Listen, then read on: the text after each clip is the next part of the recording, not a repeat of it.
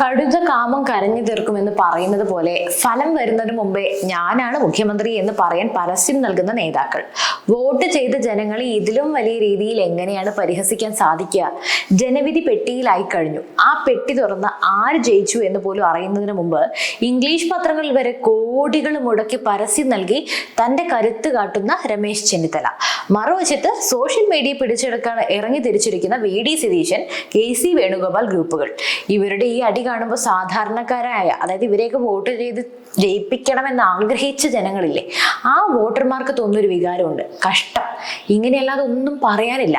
ഈ നാണം കെട്ട തല്ലിന്റെ പിന്നാമ്പുറം, ഇതിന്റെ ഉള്ളുകളികൾ, കേരളത്തിൽ ഇവർ എങ്ങോട്ടാണ് കൊണ്ടുപോകുന്നത് എല്ലാം നമ്മൾ ഇന്ന് വിശദമായി പരിശോധിക്കുന്നു.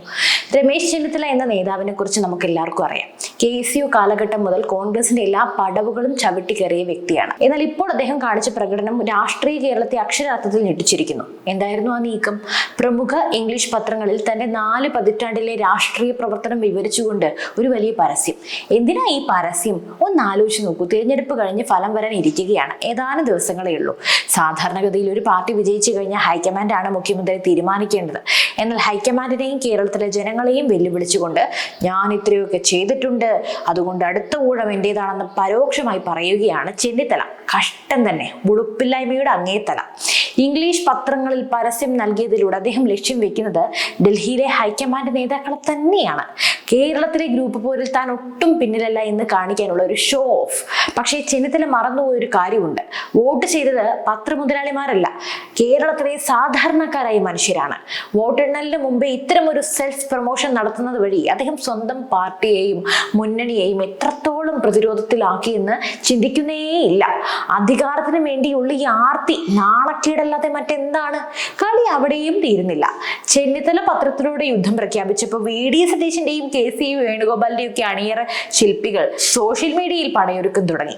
ഫേസ്ബുക്കിലും വാട്സപ്പിലും എല്ലായിടത്തും നോക്കിയാൽ കാണാം, പ്രതിപക്ഷ നേതാവ് എന്ന നിലയിൽ സതീശൻ നടത്തിയ പോരാട്ടങ്ങളാണ് വോട്ട് കൊണ്ടുവന്നത് എന്ന പ്രചരണം. സതീശൻ തന്നെയാണ് അടുത്ത മുഖ്യമന്ത്രി എന്ന് വരുത്തി തീർക്കാൻ PR ഏജൻസികൾ വരെ രംഗത്തിറങ്ങിയിരിക്കുന്നു എന്നതാണ് വാർത്തകൾ. മറുവശത്ത് KC വേണുഗോപാൽ വിഭാഗം. രാഹുൽ ഗാന്ധിയുമായുള്ള അടുപ്പം വെച്ച് ഡൽഹി വഴി മുഖ്യമന്ത്രി പദത്തിലേക്ക് നൂലിൽ കെട്ടിയിറങ്ങാൻ വേണുഗോപാലും ശ്രമിക്കുന്നു. കേരളത്തിൽ അദ്ദേഹം വന്നിട്ടേയില്ല, പക്ഷേ മുഖ്യമന്ത്രിയാകണം. എത്ര വലിയ അഹങ്കാരമാണിത്! വോട്ടെണ്ണൽ ദിവസം ജനങ്ങൾ ഇവരെ തൂത്തെറിഞ്ഞാൽ ഈ പോസ്റ്ററുകളൊക്കെ എവിടെ കൊണ്ടുപോയി ഒട്ടിക്കും? VD സതീശനും KC വേണുഗോപാലും ഒരേ പാർട്ടിയുടെ നേതാക്കളാണെന്ന് തോന്നിപ്പിക്കാത്ത രീതിയിലാണ് ഇവരുടെ എല്ലാം സൈബർ വീട്ടുകൾ തമ്മിലുള്ള പോര്.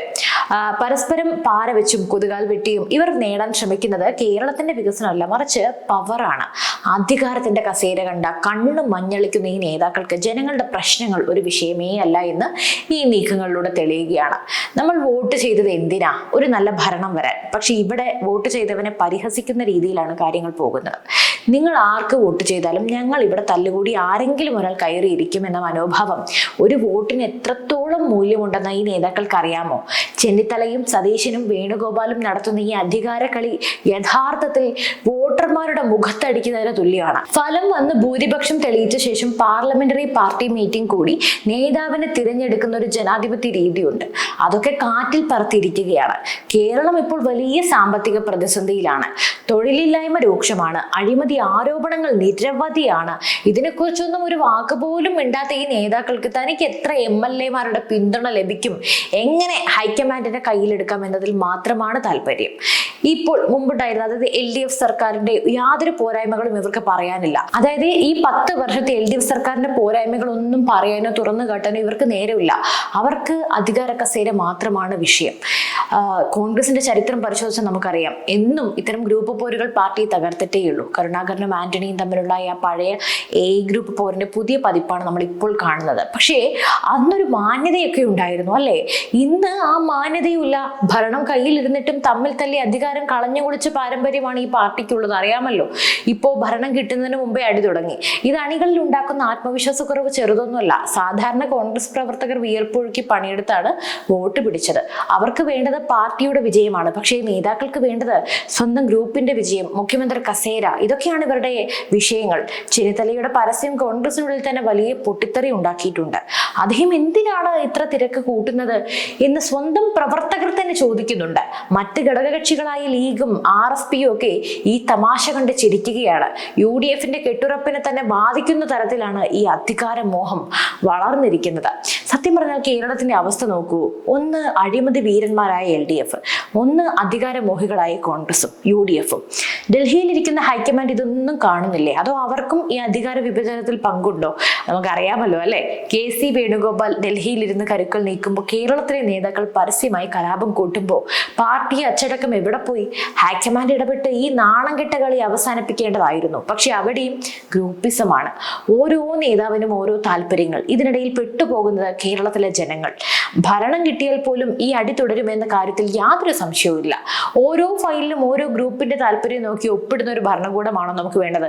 അതോ 5 വർഷം 5 മുഖ്യമന്ത്രിമാരോ? ചെന്നിത്തലയുടെ 4 പതിറ്റാണ്ടിന്റെ പ്രവർത്തനം എന്നത് അദ്ദേഹത്തിന്റെ മാത്രം അവകാശവാദമാണ്. ആ 4 പതിറ്റാണ്ടിൽ എത്ര തവണ ഗ്രൂപ്പ് കളിച്ച് പാർട്ടിയെ തോൽപ്പിച്ചു എന്ന് അദ്ദേഹം ആ പരസ്യത്തിൽ നൽകണമായിരുന്നു. സതീശനും വേണുഗോപാലും കുറഞ്ഞവരല്ല. ജനഹിതത്തെക്കാൾ ഗ്രൂപ്പ് ഹിതത്തിന് പ്രാധാന്യം നൽകുന്ന ഇവർ ജനാധിപത്യത്തിന് തന്നെ ഭീഷണിയാണ്.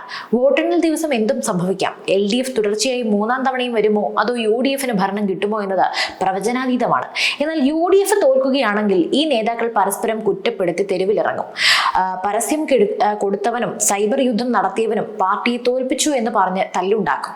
ഇത് ഇനി ഭരണം കിട്ടുകയാണെങ്കിലോ മുഖ്യമന്ത്രി ആരാകണം എന്നതിനെ ചൊല്ലി മാസങ്ങളോളം തർക്കം നീളും. കേരളത്തിന്റെ വികസനം സ്തംഭിക്കും. ഗ്രൂപ്പുകൾ MLA-മാരെ റിസോർട്ടിലേക്ക് മാറ്റുന്ന കാഴ്ച അതുവരെ നമ്മൾ കാണേണ്ടി വന്നേക്കാം. അധികാരം കിട്ടുന്നതിന് മുമ്പേ ജനങ്ങളെ പരിഹസിക്കുന്ന ഈ രീതി കോൺഗ്രസിനെ വലിയൊരു പതനത്തിലേക്കാണ് നയിക്കുന്നത്. നാണം കെട്ട ഈ അടി കാണുന്ന നിഷ്പക്ഷരായ വോട്ടർമാർ ചിന്തിക്കുന്നത് ഒന്നേയുള്ളൂ: ഇവർക്ക് വോട്ട് ചെയ്യേണ്ടായിരുന്നു. ഈ വികാരം അടുത്ത തിരഞ്ഞെടുപ്പുകളിൽ കോൺഗ്രസിനെ എന്തായാലും വേട്ടയാടും. സ്വന്തം കുഴി തോണ്ടുന്നതിൽ കോൺഗ്രസ് നേതാക്കൾ കാണിക്കുന്ന ഈ ഒരു വൈഭവം ലോകത്ത് മറ്റൊരു പാർട്ടിയും കാണിക്കില്ല. നമ്മൾ കണ്ടത് ഒരു രാഷ്ട്രീയ പാർട്ടിയുടെ ജീർണതയാണ്. വോട്ട് എണ്ണുന്നതിന് മുമ്പേ മുഖ്യമന്ത്രി കസേരയ്ക്ക് വേണ്ടി തല്ലുകൂടുന്ന ഈ നേതാക്കൾ നമ്മളെ ഭരിക്കാൻ യോഗ്യരാണോ? ചെന്നിത്തലയുടെ പരസ്യവും സതീശന്റെയും വേണുഗോപാലിന്റെയും സൈബർ യുദ്ധങ്ങളും ഒരു കാര്യം വ്യക്തമാക്കുന്നുണ്ട്: ഇവർക്ക് വേണ്ടത് അധികാരം മാത്രമാണ്, ജനസേവനല്ല. വോട്ട് ചെയ്തവനെ പുച്ഛിക്കുന്ന, ജനവിധിയെ തമാശയായി കാണുന്ന ഈ നേതാക്കൾക്കെതിരെ ജനം പ്രതികരിക്കേണ്ട സമയമൊക്കെ അതിക്രമിച്ചിരിക്കുന്നു. ഇതൊരു ചെറിയ തർക്കമല്ല, ജനാധിപത്യത്തോടുള്ള വെല്ലുവിളിയാണ്. കോൺഗ്രസ് ഈ രീതി തുടരുകയാണെങ്കിൽ കേരള രാഷ്ട്രീയത്തിൽ അവർ അപ്രസക്തമാകുന്ന കാലം വിദൂരമല്ല. നേതാക്കൾക്ക് ബുദ്ധി ഉദിക്കുമോ അതോ അധികാരത്തിന്റെ പിന്നാലെ ഓടി ഈ പാർട്ടിയെ അവർ തകർക്കുമോ? വരും ദിവസങ്ങളിൽ നമുക്ക് തന്നെ ഇത് കണ്ടറിയാം. എന്തായാലും ഈ വിഷയത്തിൽ നിങ്ങളുടെ അഭിപ്രായം എന്താണ്? ചെന്നിത്തല പരസ്യം നൽകിയത് ശരിയാണോ? സതീശനും വേണുഗോപാലും നടത്തുന്ന ഈ കരുനീക്കങ്ങളെ നിങ്ങൾ എങ്ങനെയാണ് നോക്കിക്കാണുന്നത്? വോട്ട് ചെയ്ത് നമ്മളെ ഈ നേതാക്കൾ പരിഹസിക്കുകയാണോ? നിങ്ങളുടെ അഭിപ്രായങ്ങൾ തീർച്ചയായും താഴെ കമന്റ് ബോക്സിൽ രേഖപ്പെടുത്തുക. മറ്റൊരു വിഷയമായി വീണ്ടും എത്തും വരെ നന്ദി.